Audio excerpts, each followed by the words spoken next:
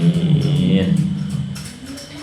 Bismillahirrahmanirrahim. Kita lanjutkan pelajaran kitab Tijan Ad-Daruri, kitab yang menjelaskan tentang ilmu tauhid, bagian halaman 74 ya. Nasab Rasulullah Sallallahu Alaihi Wasallam. Ini bagian terakhir dari kitab Tijan, yaitu bahasan akidah sam'iyat. Hanya di sini mungkin nanti akidah sam'iyatnya tidak dijelaskan panjang lebar. Di sini oleh musonib pengarang kitab, di akhir kitab Tijan ini musonib menjelaskan tentang nasab atau keturunan Kangjeng Nabi. Supaya apa? Ini dijelaskan.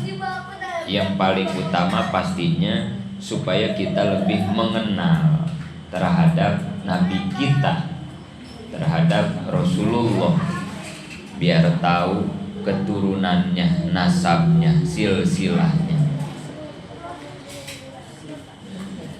Semakin mengenal, tujuannya agar rasa cinta kita kepada Nabi semakin besar, gitu ya. Karena ingat, cinta yang boleh kita tanam di dalam hati kita, yang pertama, yang terbesar harus kepada Allah, yang pertama ya. Yang kedua kepada Kangjeng Nabi dan keturunannya ya, ahli baitnya, juriyahnya ya. Setelah itu kepada para wali, para ulama, orang-orang soleh. Setelah itu kepada orang tua, baru keluarga dan yang lain. Nah, urutannya seperti itu. Nggak boleh ditukar ya. Jangan sampai cinta kepada anak melebihi cinta kepada Allah, kepada Nabi. Nggak boleh ya. Cinta kepada harta melebihi cinta ke orang tua. Nyari duit habis-habisan sampai lupa main ke rumah orang tua. Nah, jangan sampai begitu ya. Karena cinta ke orang tua lebih tinggi dibanding kepada harta ya. Jangan sampai salah urutan cintanya.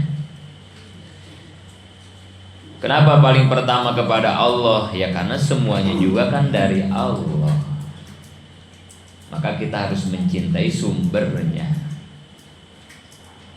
Kalau kata guru, wajengan lamun anak cau hayang gede, maka pupuk ipuk urus gedekeun indungna. Itu ngerti ente?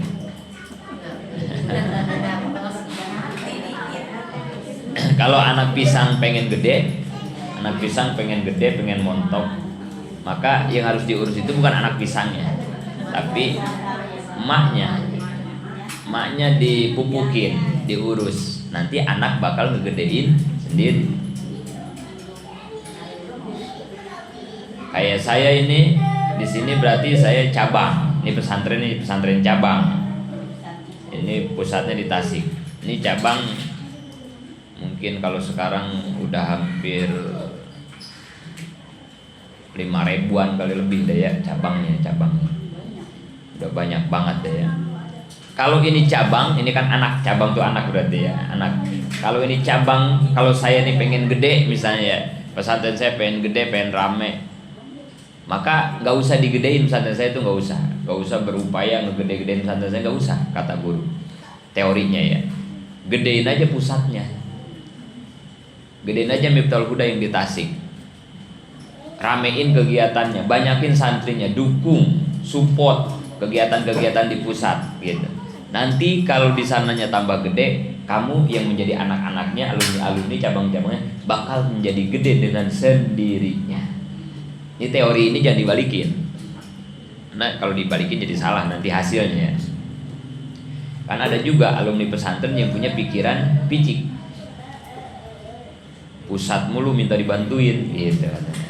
Kan pusatmu udah gede, harusnya harus dibantuin sama kita dong. Cabang-cabangnya nih masih kecil, nih masih belajar, support dana apa-apa gitu. Ini mah dikit-dikit ke sana, dikit-dikit ke pusat, kita dipintain mulu gitu. Ini alumni yang picik begitu ya. Padahal teorinya kayak begitu ya. Dengan kita membantu ke pusat, nanti kita bakal menjadi besar dengan sendirinya. Tapi kalau kita nggak pernah bantuin yang di pusat, kita pengen gede sendiri, ya kayak anak pisang tadi. Ayo aja anaknya dipupuk, diapain, emaknya diantepin, nggak bakalan ya. Kayak anak kebo maone. Kalau anaknya aja dikasih susu, diempanin, tapi emaknya diantepin, gak bakalan gede itu anak kebo ya. Anaknya emang gak usah diurusin sama maone mah fokus aja ngurusin emaknya. Kasih makan yang enak emaknya. Ntar emaknya ngurus anaknya. Emaknya sehat, anaknya pasti sehat. Tapi kalau anaknya dong diurusin, emaknya disia-siain, kurus. Jadi kurus. Maone itu udah ngebuktiin ya. Di dunia perkeboan ya. Kalau Abi di dunia perpesantrenan ya, sama gitu. Jadi nggak ada ruginya ngebantu ke guru, ngebantu ke pesantren kita, ke alma mater kita, karena baliknya ke kita lagi. Ngapain sih baca sholawat mulu kepada Nabi? Ngapain sih, kan Nabi udah dijamin masuk surga. Kita nih doain mah, kita mah belum dijamin masuk surga, dosanya banyak. Ngapain sih ke Nabi lagi, sholawat ke Nabi lagi, gitu. Ngapain? Nabi mau udah nggak butuh dibantu. Bukan begitu cara berpikirnya. Ini mah teori. Dengan kita bersolawat kepada Nabi, sebetulnya mah kita sedang menolong diri kita sendiri. Benar, Nabi mau udah nggak usah didoain, nggak usah diapain, atau Nabi mau udah dijamin masuk surga sama Allah. Satu-satunya manusia yang dijamin masuk surga Nabi Muhammad doang, karena nggak punya salah, nggak punya dosa. Tapi kenapa kita disuruh solawat? Solawat itu kan ngedoain Nabi ya. Innallaha wa malaikatahu yusholluna 'alan nabi ya ayyuhallazina amanu shollu 'alaihi wa sallimu taslima. Sesungguhnya Allah dan para malaikat bersolawat kepada Nabi. Wahai orang-orang yang beriman, bersolawatlah kepada Nabi. Jadi yang bersolawat ada berapa di situ? Di ayat itu yang bersolawat ke Nabi ada berapa? Satu, Allah bersolawat ke Nabi. Kedua, malaikat bersolawat juga ke Nabi. Ketiga, orang-orang yang beriman, kita. Berarti ada 3 yang bersolawat ya. Allah, malaikat, orang-orang yang beriman. Semua bersolawat kepada Nabi. Tapi maknanya beda-beda. Solawat dari Allah beda maknanya, dari malaikat beda, dari kita beda ya. Padahal semuanya bersolawat ya. Jangan sampai nggak punya amalan solawat ya, ibu-ibu ya. Pengen dicintai Nabi, pengen dikasih syafaat sama Nabi, pengen dikasih air telaga kausan Nabi, tapi seindeng-indeng nggak mau baca solawat ya, nggak boleh. Suka saya juga solawatan, kapan? Bulan Mulud ya. Itu mah solawatan standar, itu mah ya semua kayak pada solawatan bulan Mulud mah ya. Nih lagi kagak bulan Mulud, lagi kagak ada besek, mau nggak kita solawatan? Bulan Mulud pas solawatan ada beseknya, ada kebulinya ya. Karang nih nggak ada kebuli, nggak ada besek, mau nggak solawatan kan gitu ya. Jadi jangan cuma bulan Mulud doang ya. Bocah kecil kayak bisa solawatan bulan Mulud mah ya. Kita harus punya celengan sholawatan ya, minimal habis sholat. Sholawat apa aja lah yang kita bisa ya. Pengen buru-buru ke haji, sholawat haji. Allahumma sholli ala sayyidina Muhammadin sholatan tuballighuna biha hijja baitikal haram wa ziyarata qabri nabikal karim alaihi abdul sholati wa taslim bil afiyati wal afwi wal lutfi wassalamati wa bulughil maram wa ala alihi wa sahbihi wa sallim. Apal nggak mau nek? Baca salawat hajinya ya. Selain nabung, kita baca salawat haji ya. Karena banyak orang yang duitnya banyak nggak nyampe-nyampe ke tanah suci ya. Ya mungkin ikhtiarnya kurang kali ya. Dia ngandelin duit doang kali, disangkanya duit bisa nyampein dia ke tanah suci. Enggak. Kalau nggak ada undangan enggak. Jadi kita mah jangan begitu. Duitnya nabung kan gitu ya. Sholawatannya juga kencengin gitu ya. Bahkan ada orang yang kagak punya duit nyampe ke tanah suci ya. nggak ada duit dia ya, nggak punya duit, kagak nabung lagi, bahkan nggak nabung, nyampe tanah suci, haji, umroh ya. Itu panggilan itu susah itu mah ya. Itu kan ya yang kata ibu-ibu apa itu, setiap ada yang mau berangkat haji dia selalu hadir, walimatus safar, si ibu-ibu itu ya safar. Terus ada duit berapa aja sama yang mau berangkat haji ngasih teh, pengen duitnya ke bawah ke tanah suci biar jadi wasilah nanti dia ketarik gitu ya. Padahal orang nggak punya ibu-ibu gitu ya. Tapi berapa aja dia mah, mau 10.000, 100.000, pokoknya dia mah pengen diterima aja apa ya. Pokoknya dia bukan ngebekelin mah sedikit banget kan itu. Pokoknya duit saya pengen nyampe ke sono. Bahkan kalau bisa mentar duit saya di sono sodakohin. Jangan dipakai sama yang dikasihnya gitu ya. Sodakohin ke siapa? Ke asal sodakohnya di Mekah gitu. Itu si ibu itu. Begitu aja dia mah, asal walimatus safar hadir aja. Ada yang pulang dari sana minta doain, terus suka nitipin duit biar sodakohin. Suatu hari ya di jalan raya dia mau nyebrang ke serempet mobil ya, serempet mobil yang nyerempet kan turun tuh ya ibu-ibu udah sepuh. Turun panik, minta maaf kan ini.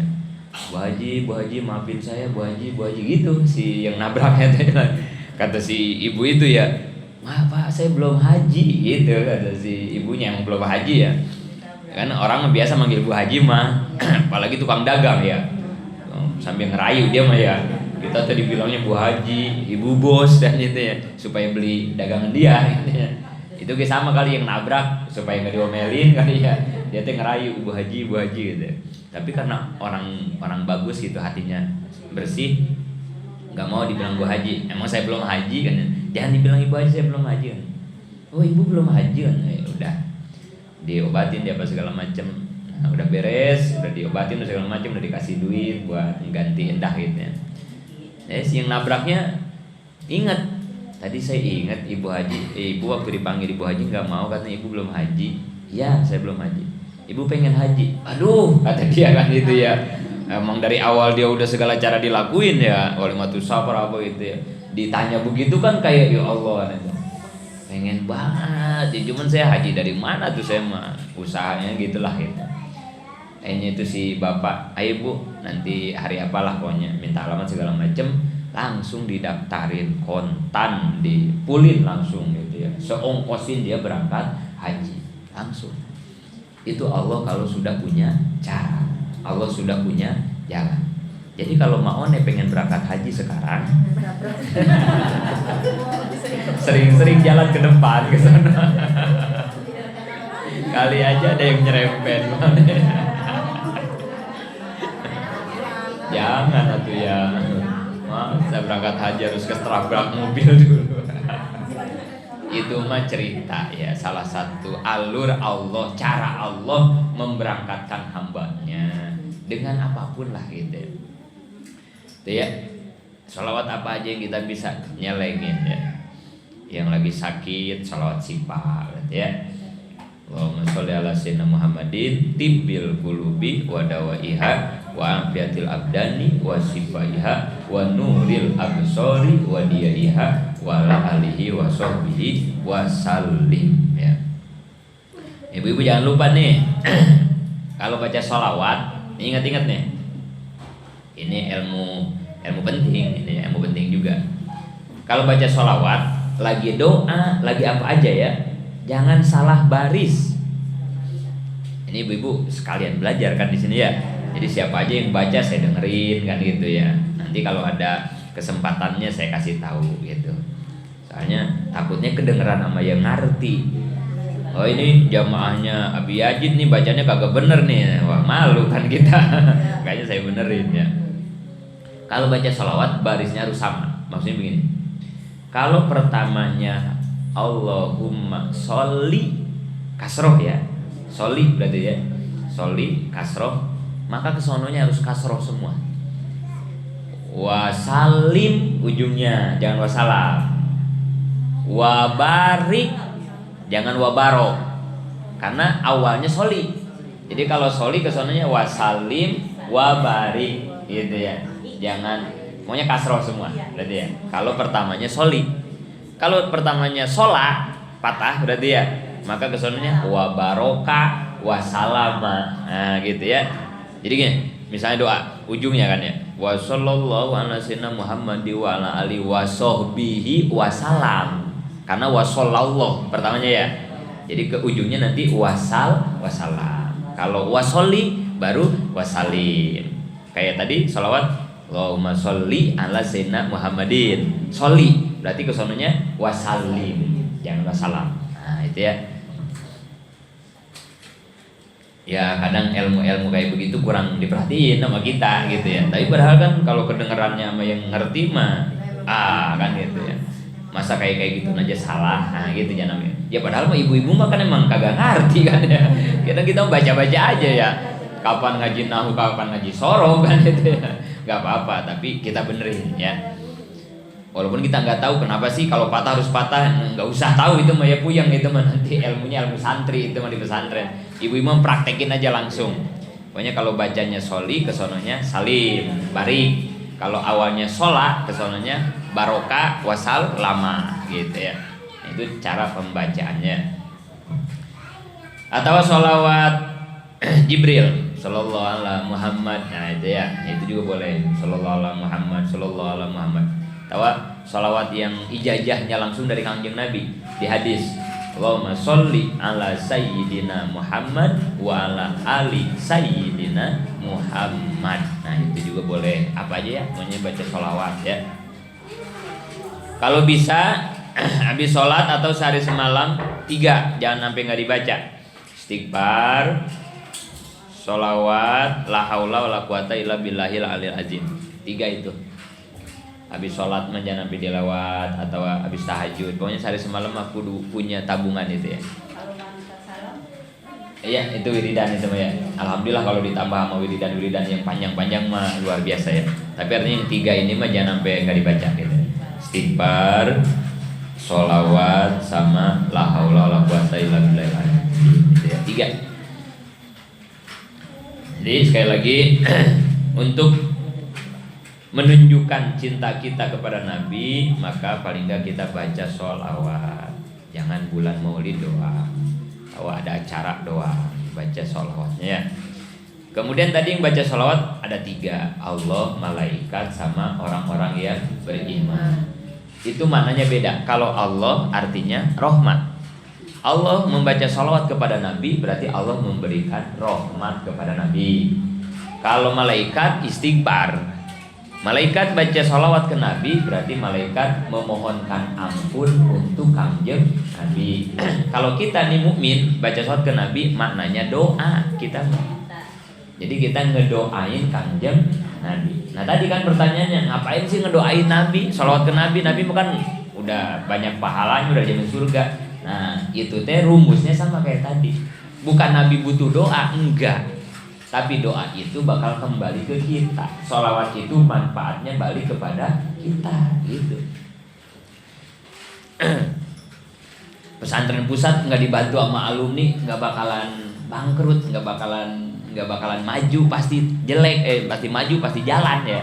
Tapi ini mah nawarin ke kita alumninya, mau nggak kamu gede kayak pesantren pusat? Kalau mau rumusnya ya kamu sering-sering bantu ke sana gitu. Bukan mereka butuh, enggak dibantu sama alumni juga udah hidup itu udah jalan kan gitu ya. Tapi rumus begitulah disebut makhluk sosial kan itu ya. Kan itu ya makhluk sosial mah ya. Enggak bisa hidup sendiri, enggak bisa ya. Makhluk sosial mah ya satu dengan yang lain sama-sama saling membutuhkan. Kan begitu ya makhluk sosial mah ya. Abi suruh ngaji mah bisa, Abi kapan aja suruh ngaji bisa Abi mah. Acara apa aja suruh ceramah bisa, Abi insya Allah bisa. Emang dunia Abi. Tapi kalau mau minta uduk ke Abi nggak bisa bikin uduk kan ini. Tetap aja minta uduk ke Mama Rani ya. Bikin liwat ke Mama Siti. Nggak bisa gitu ya. Itu manusia mau begitu, makhluk sosial. Nggak ada yang bisa semua, nggak ada. Pasti butuh orang lain. Kalau ibu-ibu punya utangnya pengen lunas, nggak usah mikirin utang ibu, nggak usah. Ini kadang yang kita salah nih ya. Nggak paham hidup sebagai makhluk sosial. Rumusnya nggak begitu. Kalau ibu punya utang, utang ibu pengen lunas, lunasin utang orang lain. Gak nyampe ya? Gak nyampe kan? Selama ini kita pikirkan ya, utang saya aja dulu, gitu kan ya. Boro-boro ngurusin utang orang kan. Utang saya sabrek-gabrek kan itu ya. Kita lupa kita ini makhluk sosial. Kalau ini pesantren pengen gede, nggak usah ngurusin pesantren ini, nggak usah urusin pesantren ini pusat. Makanya alumni Miftaul Huda mau bagaimanapun kalau di sana udah manggil kayak sekarang nih.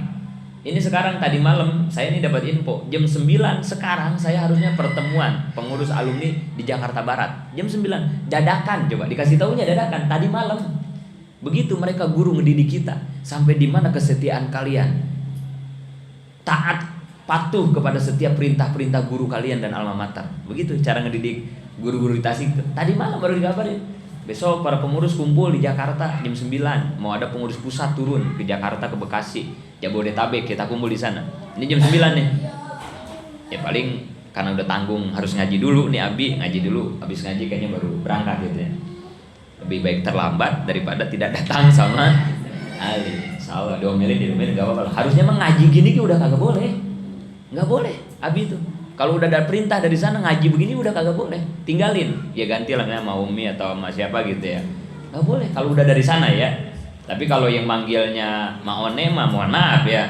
Bi, Senin jam 9 Maone mau cukur rambut. Ya, Abi hadir ya. Nah, itu mah Abi bisa ngeles itu. Jangan ya Ma, saya ada jadwal ngaji dulu di sini gitu. Bisa kalau ke orang lain mah ya. Tapi kalau sama guru mah nggak boleh. Kita nggak boleh gitu. Pokoknya mau jam 1 malam kalau guru manggil berangkat. Kalau pengen ilmu kita berkah, manfaat pesantren kita tambah maju, harus bisa begitunya ke guru, gedein. Kemarin itu ya, Abi 3 hari kan kerja di sono ya, sampai panas-panasan segala macam 3 hari. Itu teh di rumahnya mah udah ustad semua, udah ajengan semua, udah pada waktunya dipanggil sama guru mah ke sono. Kerja aja lagi ngangkutin semen, ngangkutin ngaduk lagi di sono 3 hari nggak pulang-pulang, sampai begitu. Itu rumusnya begitu ya. Nah maka itu disebutlah kita makhluk sosial yang nggak bisa kita hidup sendiri gitu ya. Kita punya anak nih sakit, pengen sembuh nih anak kita sakit, cari aja anak tetangga yang lagi sakit. Asli bener, ini ilmu begitu bener asli. Cari anak tetangga yang lagi sakit. Ayo bu, udah berobat belum? Belum. Yuk bawa ke rumah sakit. Biarin anak kita ngap-ngapan, ngek-ngekan, biarin. Asli ini ilmu kita tingkatin ke situ ya. Karena kita ini makhluk sosial yang nggak bisa nolongin diri sendiri tanpa jalan orang lain. Lah emang ini tanah wakaf yang di depan masjid gampang banget itu urusannya, sama Allah dikasih gampang banget ya. Udah mau beres itu tanah wakaf. Lah emang karena apa coba? Emang karena abinya pintar ngedoa, uminya pintar? Enggak. Apa karena di sini ada si Jaki gitu kan ya? Abi sama umi tulus ngurusin si Jaki yang solehah banget, yang soleh banget kan itu ya. Yang kagak mau diem kayak kolecer itu kan ya. Yang semen diaur-aur kan gitu ya, yang kulkas apa aja diisiin, pokoknya itu anak soleh banget. Tapi Abi sama Umi belajar ikhlas aja, sabar gitu. Apa karena kita kan nggak pernah tahu ya, atau karena siapa nggak tahu. Jangan merasa bangga pede, ini karena doa saya ini mustajab. Enggak, karena ada amal kita terhadap orang lain, yang bahkan kadang kita tidak menyadari itu amal di hadapan orang lain istimewa. Kadang begitu ya. Kata kita mah biasa aja nolongin teh ya. Padahal buat yang ditolong mah ya Allah gitu.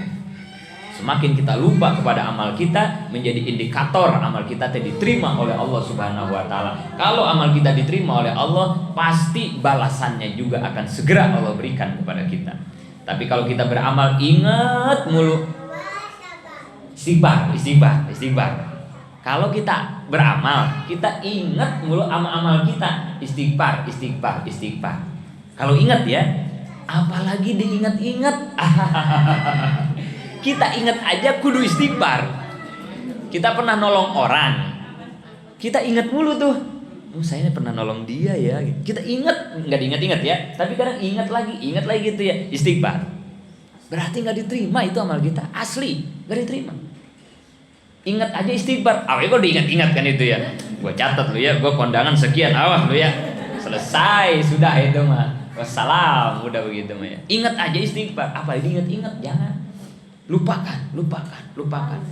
Kalau amal kita lupa, itu kata ulama tasawuf, itu tanda indikator amal kita diterima oleh Allah. Kalau amal kita diterima oleh Allah, pasti Allah balas. Kalau amalnya nggak diterima, gimana mau dibalas? Ya. Abi mah sering, tadus bini mah, mudah-mudahan nggak sombong ini ya. Nge-WA temen, kirim nomor rekening, gitu kata temen. Ngapain kirim nomor rekening ya? Ya kita sih senang-senang aja ya, namanya lagi ngebangun kan itu ya. Ngapain kirim nomor rekening, kita bercanda. Mau bayar utang ini malu udah lama, gitu kata dia. Kata Abi, utang yang mana? Sering banget lupa, ngutangin orang teh lupa.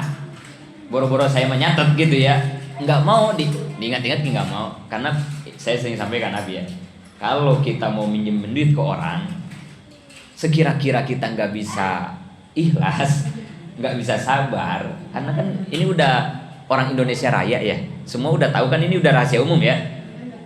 Nagih utang itu kan, ya begitu ya. Iya, ini udah rahasia umum kan ya.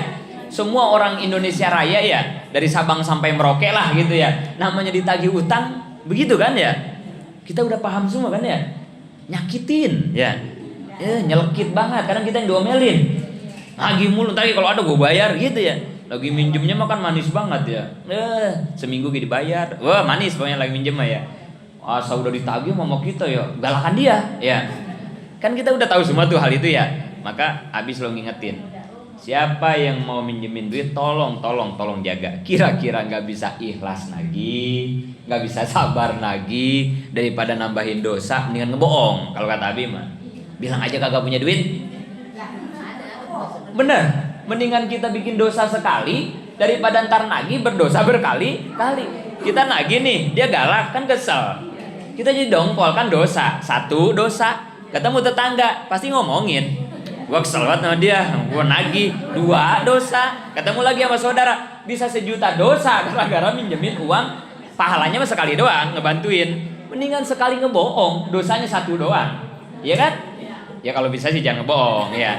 Tapi ini mah kalau dibanding-banding, daripada nggak bisa ikhlas ridho, minjemin duit ke orang, mendingan ngebohong, nggak ada duit, udah gitu aja. Daripada nanti gua pinjemin, gua kagak sabar, jadi tambah banyak dosa. Ada yang putus silaturahmi gara-gara punya utang, ada. Nggak mau negor gara-gara dia punya utang belum dibayar, ada. Emang itu kagak bagus begitu kan ya? Orang putus silaturahmi gara-gara punya utang, mending utangnya gede 100.000, ya kan? Sampai kagak mau nge-WA, sampai kagak negor, 100.000 doang, kan gitu ya. Maka hati-hatilah. Ini mau udah jadi penyakitnya orang Indonesia Raya kan begitu ya. Nah maka Abi selalu gitu itu, kecuali kita bisa sabar, bisa ridho. Makanya Abi prinsip kalau minjemin duit ke siapa aja, karena mencek orang Tasik duit mah teu panca kaki udulurna kan gitu ya. Mau itu saudara, mau itu bestie, mau itu gak ada, pokoknya sama aja urusan duit mah kan gitu ya. Maka Abi kalau minjem duit ke siapapun dipasang dulu di hati. Kalau Abinya ridho nih, ikhlas, udah nih pakai, udah lepas, digantiin alhamdulillah ya Allah, enggak ge udah itu. Kalau hatinya bisa begitu lepas udah. Akhirnya enggak ingat sama utang, boro-boro pengen nyatet. Udah gitu. Begitu Abi tuh. Atau minjem duitnya 1 juta. Abi mau ngasih 1 juta sama dia nih pinjeman, tapi kayaknya berat nanti hati nih, berat 1 juta ya. Udah Abi paling begini, maaf nih 300 doang ya gitu. Kasih 300. Karena Abi bisa ikhlasnya di 300. Udah 300 malu mau bayar kayak mau kagak udah ikhlas gitu di hati. Tapi kalau 1 juta bisa ikhlas, 1 juta minjem pakai. Sering itu begitu, nge-WA, kirim rekening kan. Apain? Bayar utang. Utang yang mana?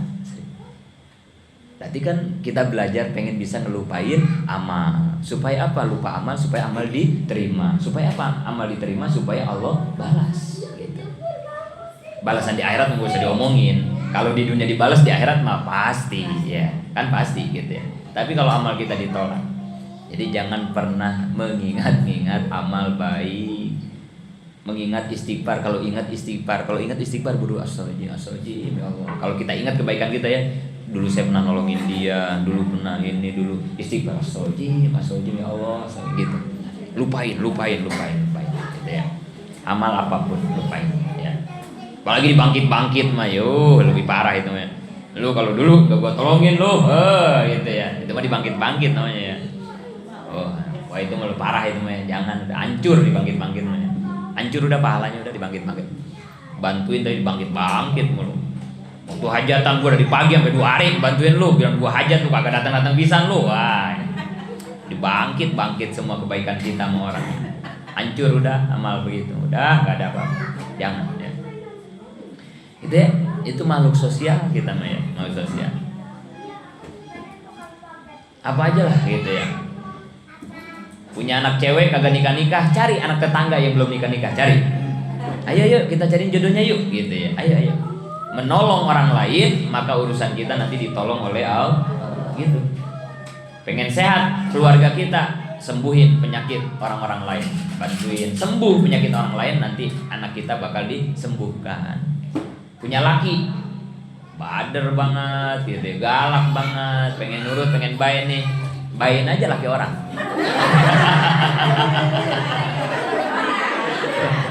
Jadi jelek ini ujungnya ya. Aduh. Abisnya laki nggak pernah mau tidur sama saya kan gitu ya. Kata Abi katanya kalau pengen berarti saya harus tidur sama laki orang. Kacau mau kacau ini, kenapa jadi ke situ ini kita? Aduh. Nggak boleh itu mah mau nggak boleh itu mah ya. Kalau Maone keboknya pengen aman, gak diambil orang, maka jagain kebo orang. Nah itu benar ya.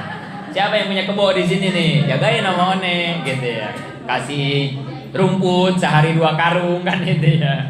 Ntar kebo Maone dijagain sama Allah, udah gitu ya. Namanya juga makhluk sosial. Ini kagak bawa jam ini, kelupaan jam berapa udah? Lanjut. Tadi dulu Maone jangan. Oh iya hidup nih jam berapa? Oh ini hidup ya? Oh jam 10 kurang ya. Jangan tidur. Ya dah, kita nggak ngaji-ngaji jadinya ya, ngecapruk mulu ya ini ya.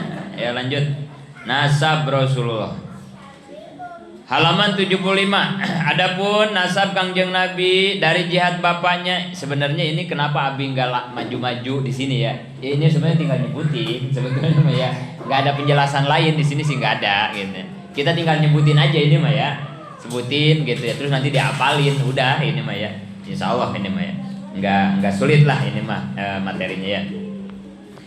Nasab turunan Kangjeng Nabi dari bapak adalah Kangjeng Nabi putra Abdullah. Nah, ini mah, iya udah suka dinyanyiin juga sama bocah ya. Apa nyanyinya gimana lagunya? Lagunya gimana sih itu? Muhammad putra. Ayo nyanyi, jangan sampai sama Abi nyanyi. Kalau Abi nyanyi, Umi meriang soalnya bahaya.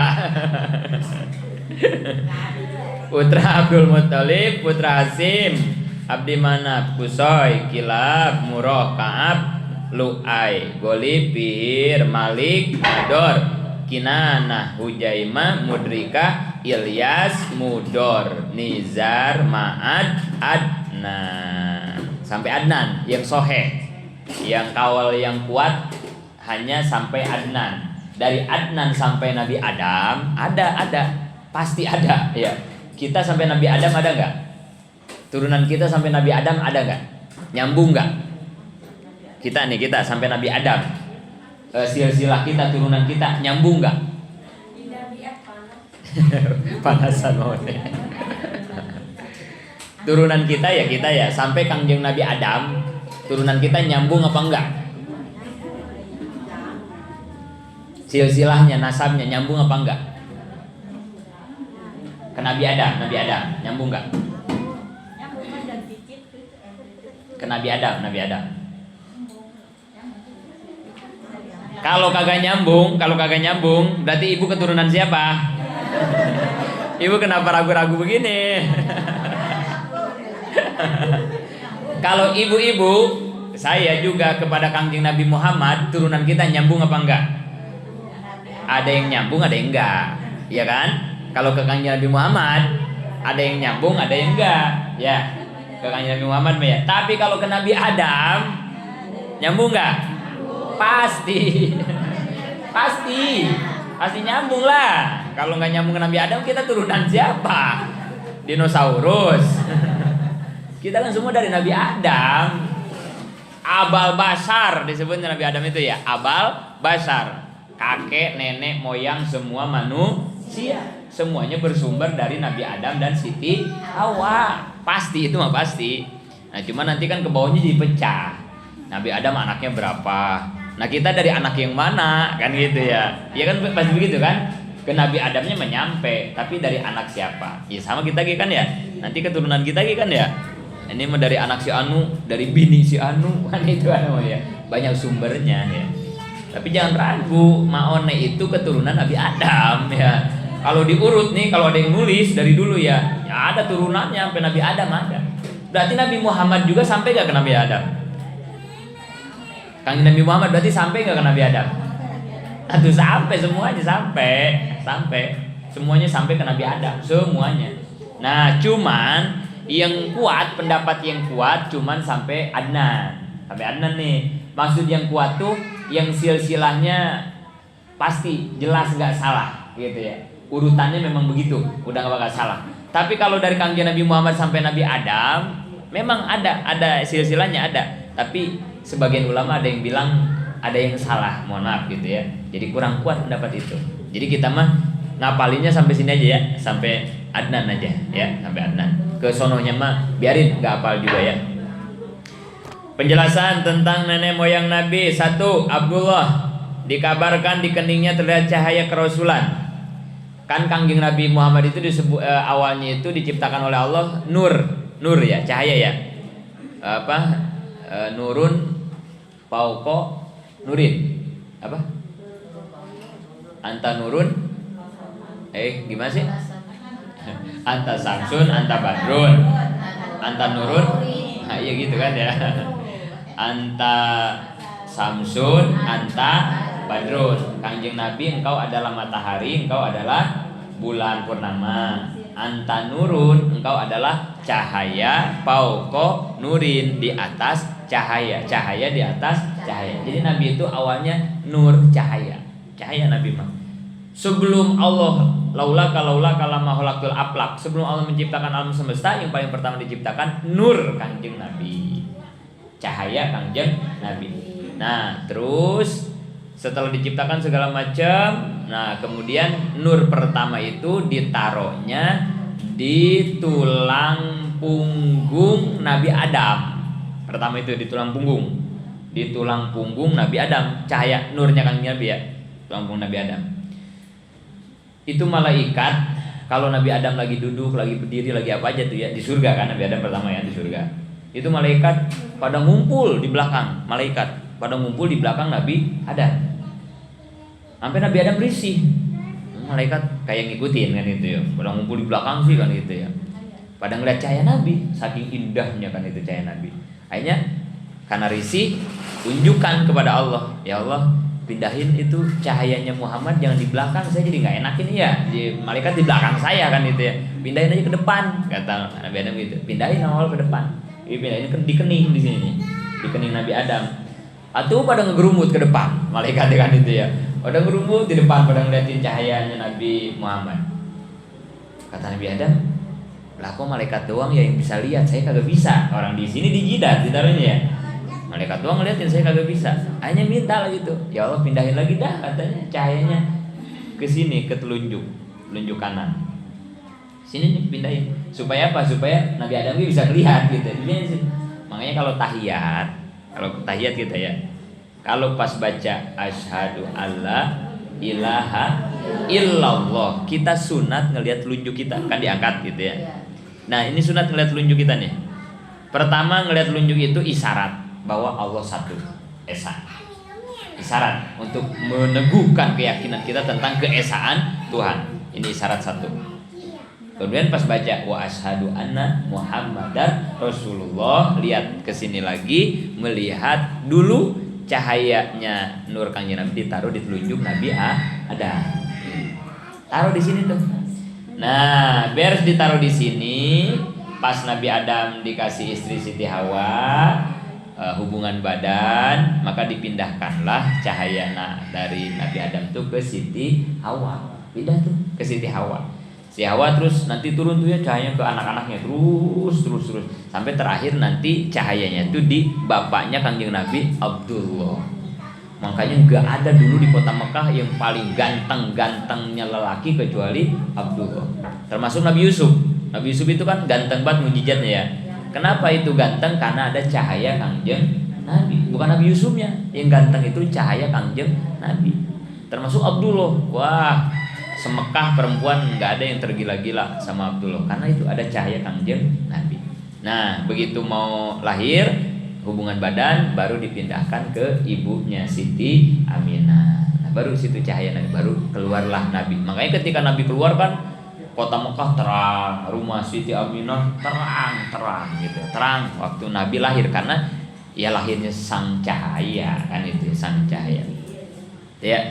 Jadi Abdullah di keningnya terlihat cahaya kerasulan, cahaya Nabi. 2. Abdul Muthalib disebut dengan nama Amir dan Saibatul Hamdi. Itu dirawi ada ya. Saibatul Hamdi humidat hisoluhus saniyah itu ya. Nah, itu kan nama dari Abdul Muthalib. Berarti Abdul Muthalib itu siapa? Kakek kan? Kalau Abdullah kan bapak. Kalau Abdul Muthalib kakek. 3 Hasim. Hasim disebut Umar, nama lainnya ya. Berarti Hasim siapanya? Abdullah bapak, Abdul Muthalib kakek, Hasim kok jadi kepaman? Abdullah bapak, Abdul Muthalib kakek. Berarti bapaknya Abdul Muthalib Hasim kan? Berarti Kangjeng Nabi ke Hasim Uyut. Uyut berarti engkong apa Uyut? Uyut Buyut. Bapak, kakek, di atas kakek Uyut. Uyut berarti kan. Makanya ada Bani Hasim. Nabi itu disebutnya Bani Hasim dan Bani Muthalib ya. Jadi berarti itu Uyut ya. Hasim itu Uyut ya. Terus bapaknya Hasim berarti ya Abdi Manaf, disebutnya Mugiroh. Abdi Manaf. Berarti Abdi Manaf siapanya Nabi?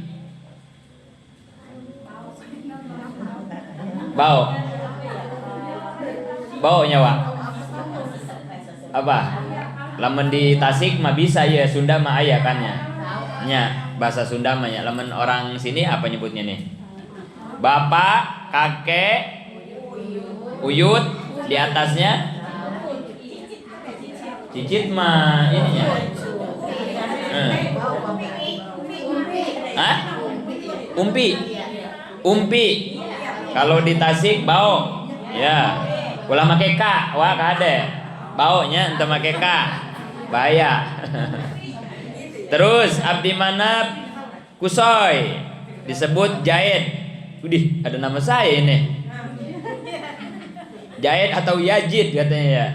Oh iya, namanya Kusoy berarti ya. Kusoy berarti Kusoy apa Nabi?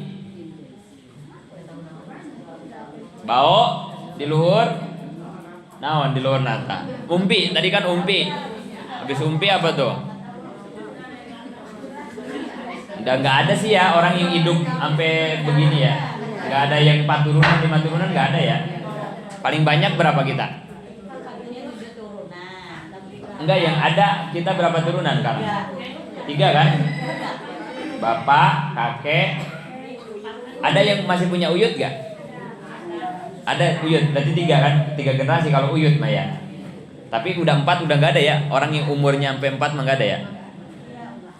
Di sini ada yang Uyut, di sini ada di Cibitung. Udah nggak ada ya, Nek ya? Nggak ada ya, udah meninggal kan? Jadi paling nyampe kakek ya, sampai kakek. Jadi ini 5 aja udah bingung ini sebutnya apa ini ya. Lamun eta Sunda non, wah. Lamun di Tasik mah non disebutna teh? Tak tos baunya. Naon deui? Budak-budak siwer, jangga wareng, galengan naon lah nya eta. Kalau di Sunda mah aya teh nya. Ya di Betawi juga ada tapi apalah 7 turunan ya, 7 turunan ya. Kilab disebut Hakim. Wah udah apa tahu ini panggilannya udah ya. Ke atas Murrah, Ka'ab, Luai, Golib, Fihir, Malik, Abu Haris ini panggilannya. Nador, Qais, Kinanah, berilmu banyak, disegani, dihormati orang Arab. Hujaimah, Mudrikah sebut Umar, cahaya Nabi terlihat jelas pada dirinya. Oh, di Mudrikah juga ini kelihatan banget ya, berarti nur Nabi. Ilyas disebutnya Husam atau Abu Amr, dan lidahnya terdengar bacaan talbiyah haji dengan suara Nabi. Subhanallah ya. Sampai bacaan talbiyah aja kedengeran ini di Ilyas. Mudor disebut Amar atau Abu Ilyas. Nijar disebutnya Huldan. Ma'ad hidup di zaman Raja Buhtanasor. Allah memerintahkan Nabi Irmia untuk membawanya pindah ke daerah Sam, Syria. Sam itu Syria ya sekarang. Hidup bersama orang Israel, dibawa ke sana agar selamat dari kekejaman Raja Buhtanasor. Dan setelah Raja Buhtanasor mati, ia kembali ke Mekah, maka disebut Ma'ad yang berarti kembali. Oh iya.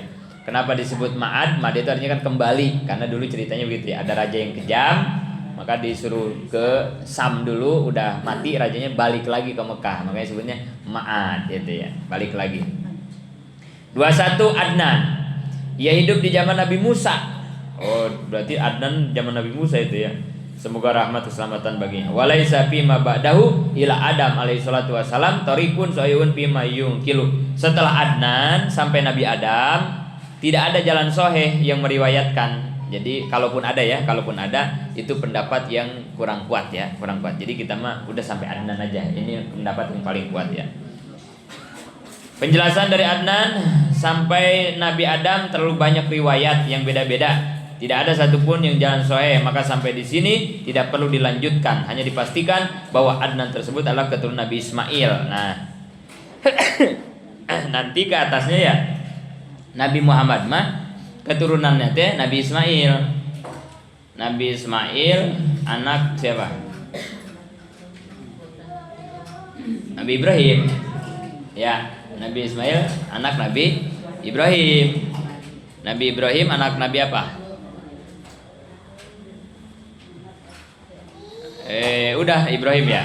Nanti Nabi Ibrahim anaknya itu Nabi Ismail. Nanti ada juga kan anaknya itu Nabi Ishak. Ya. Ada juga nanti namanya Nabi Ishak ya. Nabi yang paling banyak keturunan Nabi Ibrahim. Paling banyak keturunan Nabi dari Nabi Ibrahim. Nabi Ishak nanti punya anak Nabi Yakub. Ya, kalau jalur yang itu ya. Nabi Yakub nanti anaknya yang itu tuh, yang 11 itu. Yahuda itu segala macam yang keturunan Yahudi. Nah, ada Nabi Yusuf. Nabi Yusuf itu keturunan Nabi Yakub, ya. Nabi Yakub. Nah, Kangjeng Nabi Muhammad mah dari Nabi Ismailnya ya, bukan dari jalur Nabi Yusuf. Berarti begitu ya. Jadi berarti sepupu ya. Ismail anak Nabi Ibrahim. Ismail punya abang namanya Ishak. Berarti kan gitu ya. Berarti bukan sepupu apa itu ya. Ismail punya abang Ishak, Ishak punya anak Yakub, Yakub punya anak Yusuf. Kalau Kangjeng Nabi Muhammad mah Ibrahim punya anak Ismail. Nah, Ismail mana lah sampai nanti ke Adnan kan gitu ya. Terus baru nanti ke Kangjeng Nabi Muhammad, jalurnya Nabi Ismail. Dari Nabi Ibrahimnya ya, bongkotnya Nabi Ibrahim. Kalau Nabi Yusuf dari Nabi Ishak, Yakub, Yusuf itu mah ya. Jadi nah gitu udah pecah berarti ya jalurnya. Ya, jadi Kangjeng Nabi mah dari Nabi Ismail putra Ibrahim. Sampai di situ nanti lanjutkan wa amanasabuhu sallallahu alaihi wasallam min jihati ummihi. Mudah-mudahan manfaat.